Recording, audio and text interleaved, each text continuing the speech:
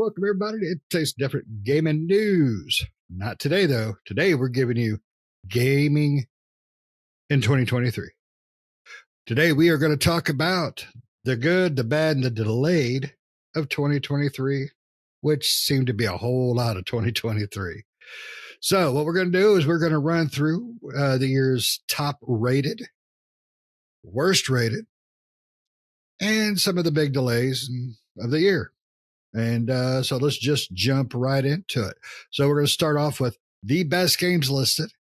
Now, this is all based on Metacritic and everything like that. And of course, you know, your best game may not be on there. Final Fantasy VIII should have been on the list. So let's run through the gamut. Alan Wake 2, Baldur's Gate 3, Cyberpunk 2077 Phantom Liberty. I cry foul on that because that game was released as a pile of crap years ago and they just made it better.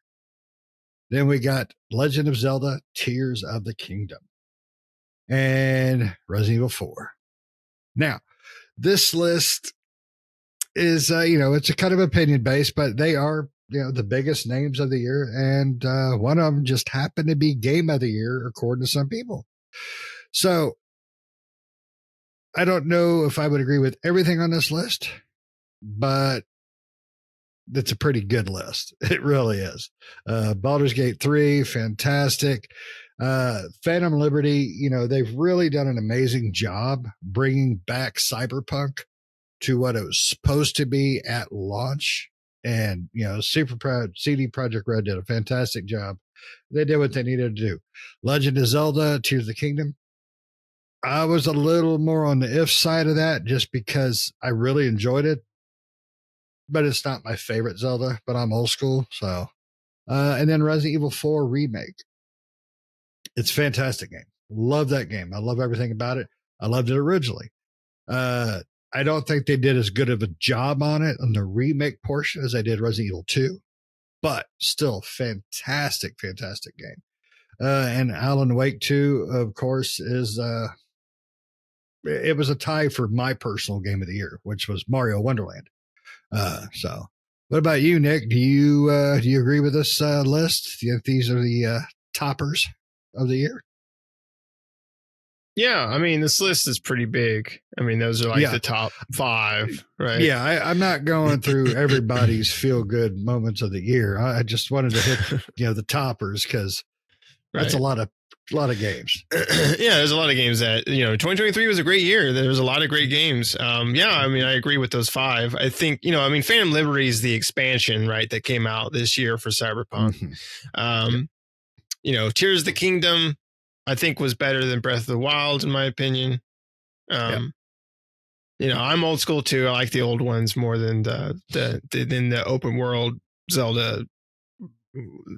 Breath of the Wild and Tears of the Kingdom, but I enjoy Tears of the Kingdom more than I did Breath of the Wild. Mm-hmm. And then, Resident Evil 4, I mean, those are always good. Resident Evil is always good. Baldur's Gate, Alan Wake, great games.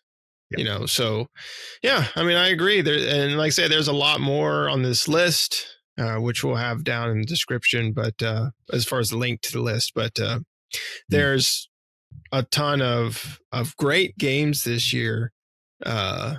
Sea of Stars is on this list, which wasn't that your game of the year? It was in my top. It wasn't my game of the year, but it was Alan Wake 2 was my game of the year, but Sea of Stars was right below it. Right. Yeah. If I could have 2, it would be that game, Sea of Stars, and Alan Wake 2, both sitting together, which are 2 totally different games, but I loved both of those games. But yeah, we got great games like Super Mario Wonder, like you said, Street Fighter 6, Armored Core.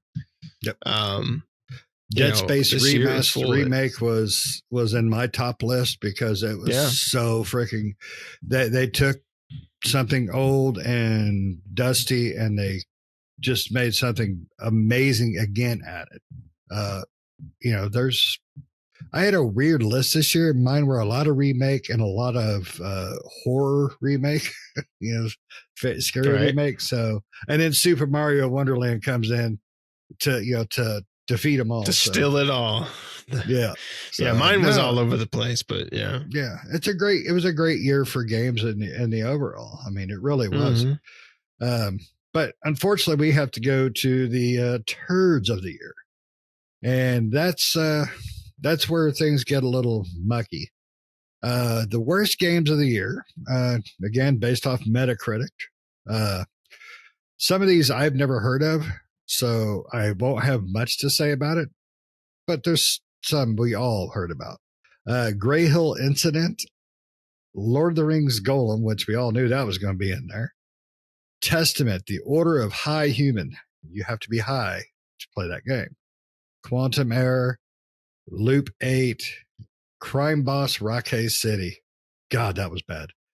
Redfall, Unholy. There's going on and on and on. For me, I think out of everything on this list, I'm going to have to say Redfall was my second biggest disappointment. The other big disappointment was the Russian game, Atomic Heart. I think was probably my biggest disappointment of the year. It's not on this list, but as a personal feeling, I really wanted to like that game. It did not play out like I wanted. It did not play like I wanted it. It was not, to me, a good game. It was a really big bummer. But not everything can be be great. So what about you, Nick? Do you think the games on this list are pretty accurate? I mean, Farming Simulator 23 for the Switch really shouldn't be on here because that thing was amazing. It might have been, but probably not on the Switch. No, it's definitely not. And there's one game that the Kong Skull Island is not on here, which I find interesting because I'm sure that scored pretty low. Some of these games I never heard of. I don't think that was a game though. I think that was just a tech demo. Yeah, just a tech demo. Yeah. Showing off the engine. Some of these games I never heard of. I've heard of Grey Hill Incident. Yeah. Golem I heard of. Testament, The Order of High Human. I never even heard of that game. Quantum Error, didn't hear that one. Loop 8, Unholy. Like some of these I've never heard of. But yeah, I mean, there was some real stinkers. I mean, as far as what we played, I would say definitely Redfall is probably one of the worst ones. Rockay City right there with it. Rockay City didn't have all the technical and other issues, but it was just a bad game overall. Like it was trying to be Payday, but did a worse job at it. And Payday 3 is pretty bad. And it's right now. It might end up being a really good game later on, but Payday 3, we reviewed that one and it needs a lot of work and a lot of love. And I think Rockay City is probably worse than that game. Rockay City was pretty bad. But Redfall was just. But how could it be bad? It had Vanilla Ice and Chuck Norris. And Chuck Norris. Only thing that can beat Chuck Norris is Rockay City. It's Rockay City. Yeah, that game. And the other ones I never played. I never played Grey Hill or Golem or these other ones I've never heard of. Of course, I've never played those. But the one it's unfortunate that Redfall was as bad as it was, because I think it would have been a pretty cool game if it would have been a fun co-op game if it would have gotten the love that it needed and came out really good, especially from a good studio like Arcane. And it's unfortunate because it was pretty bad. I mean, it was missing a lot of things. The AI was all screwed up, like texture pop in, low textures. Yeah, I mean, apparently they're still releasing patches for it and everything. And I guess they're trying to still work on it. I don't know why, but I mean, maybe one day here in a couple of years, maybe it'll be the comeback kid. People will be talking about Redfall in 2026 or something. Like it's now a good game or something. Yeah, who knows? Maybe it'll get the CD Projekt Red treatment. And they're not going to give up on it, which I would hope so. Because I mean, the game had moments where we really enjoyed it, but it was really hampered down by all the missing assets and the lack of polish. And right. I mean, floors literally, popping in as you walk. Right. I mean, the thing is when I played the game, there were moments I had a pretty good time. Like I was having fun just playing with my friends, right? Playing by myself, I probably would have been bored to tears, but playing with my friends, I was having a good time. But when you play the game, you could feel like you could get the sense that there was a foundation there. Like there was something there. It just needed to be worked on and tweaked and kind of focused on, and they could really get something going there. So you could tell that they had some sort of foundation there. It was just like, but that was it, right? It was an empty parking lot, but something needed to be put onto that parking lot. Yeah, unfortunately, we did have a lot of broken hearts and some, straight up stinkers this year. But we also had constipation and things just didn't come out. So let's run through our delayed games of the year. Now, some of these never heard of. Some of these everybody's heard of. So I will run through this a little bit quick. I'll name off a bit more just because there's quite a bit that's been delayed. So let's run through it. All right. So starting off, my probably personal biggest heartbreak of delays this year is Stalker 2, Heart of Chernobyl. Obviously, the developers are in Ukraine. There's a lot of going on right now. And unfortunately, the game had to be pushed to 2024. It's supposed to be early, so we'll find out. And then, Frontier, Warhammer, Age of Sigmar, Pragmata. Now, that one looked really interesting when it came out. You should check it out. A little bit of trailer there. 6 Days of Fallujah, which is in early access, if I remember correctly, but the full game has been delayed. Division, Heartland, Vampire the Masquerade, Bloodline 2, Prince of Persia, Sands of Time, Skull and Bones, Crimson Desert, Icarus, Soup Pot, and The Last Faith. I mean, there's quite a bit that has been delayed here, and that's probably maybe a 5% of it. Suicide Squad, Kill the Justice League, replaced. Homeworld 3. I know, I believe Pat's probably the biggest fan of that one. Star Wars Hunters. I mean, there's a lot on this list that has just not made it out. And, unfortunately, it's never going to get better, I think, with this whole delay setup that the gaming community has developed. So, like I said, Stalker 2 on this list is probably my biggest personal upset.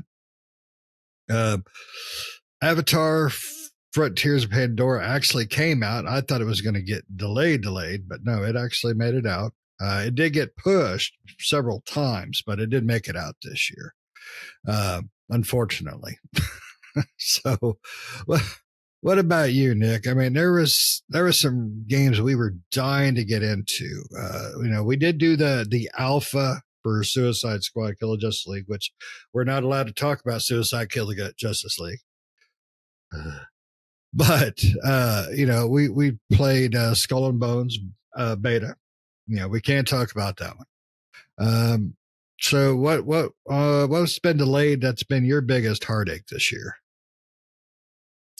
I mean, yeah, it is kind of weird. First off, that they have like Avatar, right? Because that one did get released this year, and also The Last Faith. Yeah, that also is released. So, but they were pushed multiple times. I guess they were pushed, right? I know Avatar was pushed right 3 times, I think. And I'm guessing The Last Phase was pushed too, because it came out towards the end of this year too, right? It came out like a few weeks ago, or maybe a month ago by now. I would say my biggest out of this list, I mean, yeah, I'm really looking forward to Stalker 2. I figured that would get pushed, so I'm not super surprised. I think I don't know, maybe Homeworld. I mean, I'm looking forward to Homeworld, but Vampire the Masquerade Bloodlines 2, I'm looking forward to playing that, but who knows when the hell that'll come out. So I don't know. I mean, like a lot of these I wasn't really looking forward to. One of them that I am, I'm looking forward to a lot of these games, but I wasn't expecting a lot of them to come out this year, I should say. it was kind of funny because I see Test Drive Unlimited, Solar Crown on here. And I was looking for a test drive game the other day, and I was like, I could have sworn that they came out with a test drive game like a few years ago. And I go to look for it, and the last one that came out was like on the 360. And I'm like, no, they came out with a test drive game after that. And if they did, I don't know where the hell it's at because I cannot find it. The only new test drive game I know of is Test Drive Unlimited Solar Crown, which was supposed to come out this year. And so I guess I'm disappointed that it's not coming out this year and it's going to be next year because I was looking for a test drive because I love test drive, at least the old ones. So I was like, I really wanted to play a racing game. And I was like, oh, I haven't played test drive in a long time. And then I saw they were making a new test drive, but I could have swore they had made one prior to that. But I guess not. Maybe they had announced one that they were going to make prior to that. And that turned into this one here, Solar Crown, because I could have swore they talked about a test drive game like years ago that they were developing. But I couldn't find one since the one Test Drive Unlimited 2, I think it was, that came out, or maybe it was just Test Drive Unlimited. I can't remember. That came out on the 360 like years ago. So, the only other one, and I'm surprised you didn't bring it up on that list, that was pretty heavy-handedly a disappointment, just because we both, played the living crap on the disappointment or on the delays. Disappointed about the delay is Alone in the Dark. Oh, yeah, that's gotten pushed a lot. Yeah, I mean, that thing's been pushed harder than a Taco Bell turd. I mean, it's not getting any love. It's just going back and it's going back. It's going back. It sucks. I mean, I think now it's middle of January 24. So yeah, and what sucks is it put itself right next to what is it? Something else that I'd rather play than it, even though I'm looking forward to playing it. What was the other game? Crap. Yeah, I can't remember what it was though, because we were having a serious discussion about about that game. Yeah, so Alone in the Dark I think comes out in March. Yeah, it comes out in March now. They pushed it back to March, and Dragon's Dogma 2 comes out 2 days after it. Yes. So I'm like, sorry, Alone in the Dark. As much as I'd love to play you, I'm going to be playing that, and then probably after, and then Rise of the Ronin also comes out at the same time. But I'll be playing Dragon's Dogma before any one of those. But then after Dragon's Dogma, I probably will play Rise of the Ronin before I get to Alone in the Dark. So yeah, well, the good thing is Alone in the Dark is not going anywhere. It's not like a multiplayer or cooperative thing that focuses a lot of online junk. Yeah, it's just a single player game, which is great, which I'm happy about. But I agree, there's definitely better things to be playing there, and Dragon's Dogma 2 is one of those one of my most hyped games for the year from 24. It's got me so pumped. I mean, I'm just ready to play. So, yeah. But yeah, it's been a good year. It's been a painful year, with the disappointments and more delays. Kind of thought we were getting out of the delay business. Now that we're a couple of years past COVID, the big COVID outbreak. So nope, we still get a crap ton of delays, unfortunately. And unfortunately there's a few games we wish that would just get canceled. Skull and Bones. So we're just going to see what 24 holds for us. So, but it's going to start off strong. We got some hopefully quality games coming out. Good games, fun games. Dragon's Dogma 1 blew me and Nick away. We were super surprised by it. And I believe that's our first real big, super excited for game of 24. So there's a lot of games coming out in 24 that I'm excited for. And at the beginning of 24 too. So they all kind of pile up. They all kind of pile into February and like March are like packed with stuff. So it's going to be at least the first part of 2024 is going to be heavy with a lot of games. And as far as games being delayed, Pragmata, I don't think that game's ever going to come out. I think that game's canceled. I mean, that game's been pushed so many damn times and then just like fallen off the radar. I think that game's probably. I think that game's probably dead. Who was the developer on that one? I can't remember. I think it was Capcom for that. Because I know on the original trailer, I was like super interested. Yeah, in it's it, Capcom. but Capcom's developing it's not going anywhere. Well, I don't know what the hell they're doing with it because they've. I mean, the last update was saying it's going to arrive in 23, from what I can tell, and obviously 23 is pretty much gone by the time you read this or watch this or read it. You can read it too. I put on subtitles. I don't care.